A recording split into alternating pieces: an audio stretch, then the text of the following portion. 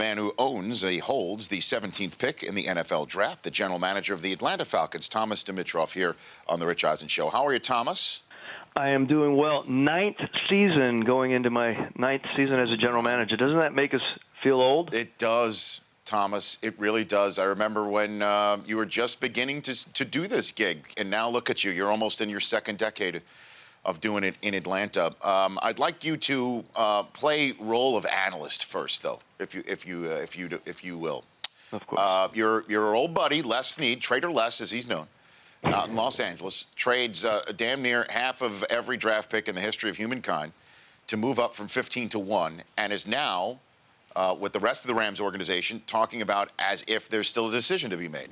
Do you think the Rams know who they have traded all of those picks for right now, Thomas? Yeah, I mean, my feeling is no question they know where they're going with it. They would not, I don't think they would focus in on all of that and, compensation being so rich for that to not know. Now, that doesn't mean that there may be one or two guys that they're considering, but I think deep down they have a really good feel of where they're going to be. And I do want to add, very proud of Les's approach. I mean, over the years, obviously, he was with us here, Rich, and you know that, not sitting on hands, and I think that's the way that the approach should be, not obviously being flippant about it, but I really enjoy watching how they do things there as far as moving around. It is fun, and he was on the show last Friday, and when I asked him if he knew who he had in mind already, of course he played coy and said that he was doing it for the drama effect for somebody like me who presents the draft on the NFL Network, that he likes keeping the drama up there. All that said, if they know who they want, and obviously they want to keep their doors open because the draft isn't now, it's in 8 days, what else could it possibly be? Do you think that they're trying to maybe get somebody to trade up into that spot, maybe Cleveland? Do you think there's a possibility that there's a trade in the ether, or they're trying to spur one on also? Thomas? Well, yeah, that's a very good point, and I think knowing Les and knowing Kevin Demoff, thinking about that, I think they're going to be very creative with how they approach it, and they're going to definitely, in my mind, I can imagine them being open for business. I go back to 2011 when we moved up 21 spots for Julio. We knew exactly who we wanted. I say that we knew what position we wanted, but as I mentioned then and has been talked about before, I mean, there were going to potentially be two receivers on the board at that time with Julio and AJ. So I'm speaking out of both sides of my mouth only because you keep things alive in your mind. Yes. You have a pretty good feel of where you want to be. They will be creative no matter what they do. That's how they approach things. Yeah, and Les was the director of player personnel back in that day in 2011.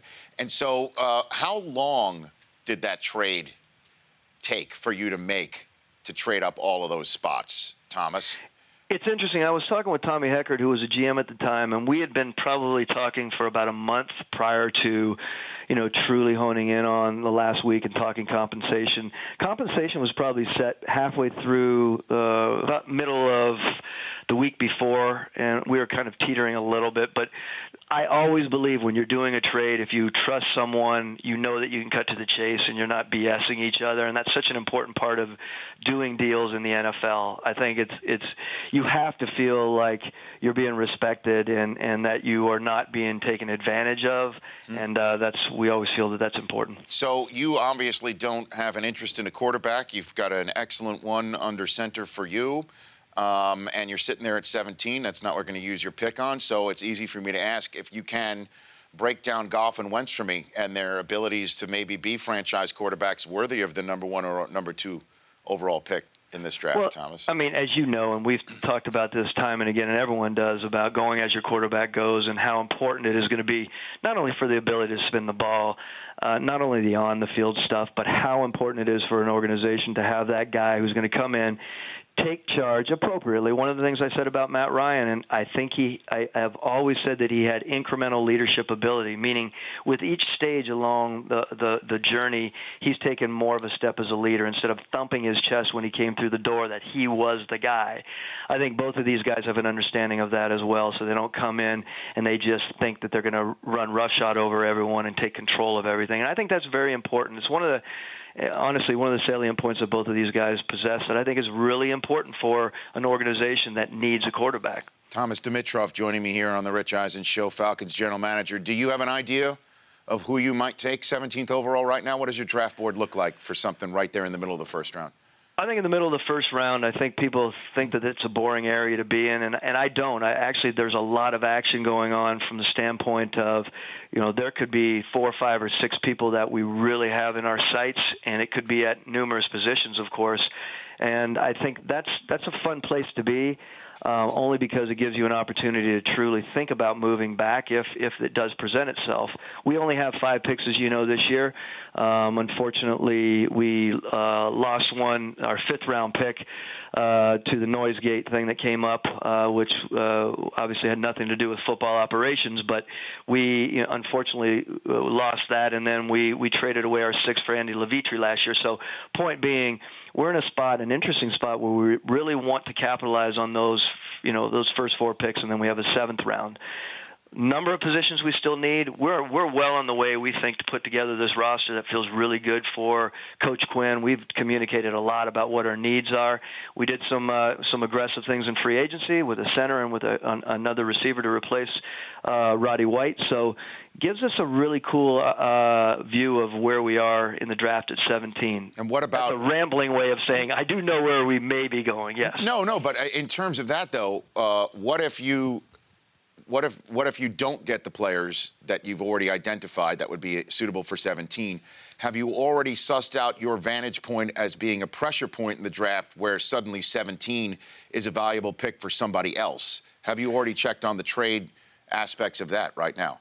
I'm in the process of doing that, and I think this is the time where we really start to make my calls and communicate with people from, basically 17 to the end of the first round, and you start, digging into conversation with people to see who's real about it. And I think that comes back to what I mentioned before. Instead of having someone just send you on a wild goose chase, I think it's really important to discuss the viable options, right? And I think that's very important. So I have started to look at that, and it is something that could be a legit consideration for us. You mean like Elway saying, come on, John, there's no way you're going with Sanchez. You're sitting there at 31. What if Paxton Lynch is still sitting there at 17? You mean something like that, Thomas, for instance? Yes. I mean, it could be something like that. I mean, again... Not exactly. Like, that's not verbatim, right, Thomas? I'm just... No, not verbatim, but could be something like that, of course. Something similar to that. And then you call up Belichick just and have an old-time conversation with him too, right? Just Thomas? So I can get on the phone with Bill, yes.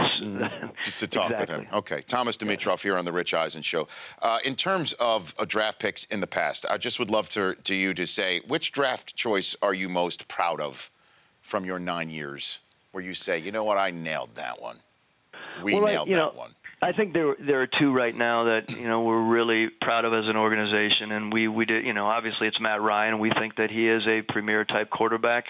Obviously he leads in many ways, and we're really excited about how Julio Jones continues to evolve as the premier receiver in the league, and those are important parts of our offense. We know that we need to continue to pull those guys off the board on the defensive side as well, and we like where Trufant has evolved as a corner for us. So we're really, we speak a lot in terms of the pillar positions on the team. Not that every other position isn't of importance, of course, but there are certain positions that we really hone in on, and we believe philosophically are a big part of us having an opportunity to win and sort of get back into being, championship consideration football.